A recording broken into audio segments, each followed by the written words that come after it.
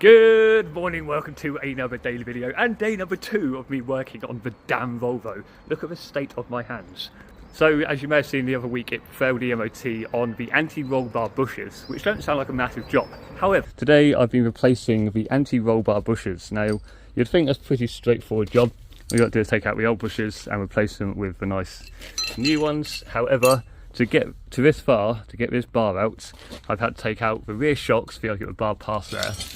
Underneath the car here, I've had to drop down the exhaust, I've had to remove the handbrake cables from here and basically wiggle it like hell to finally manage to get it out with a lot of rusty bolts and a lot of hitting with a hammer and a lot of swearing, a lot of shouting and swearing. I've now taken off the old bush. As you can see, this is what it used to look like. It's what the nice new one looks like. So then that goes around the bar like that, and then this metal coupling, which also, by the way, I'd like to point out, took me a good 20 minutes with a big hammer being able to get this apart, because as you can see, it does stick out. You've got to try and get this out of there. So, yeah, fingers crossed, get the new one on, and then I've got to do a front, which is apparently the harder side. Good luck, wish me luck. I did the back anti-roll bar bushes yesterday, and after a lot more fighting, I did eventually get it back in, and the back ones are done. And then today, all I had to do was the front ones. And all I had to do for that, having to remove a bolt that's inside there.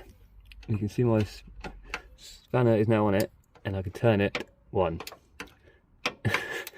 Basically, I've got to do that to get this thing off. Oh. I did eventually manage to get that bracket out. Unfortunately, I could not get the two metal parts apart. However hard I tried, I set it on fire. Literally, I whacked it with a hammer, but it was not coming out. So unfortunately, I do need to order some new parts, which is like the full bracket and the bushings included, and then I'll just get the angle grinder and cut out the old one.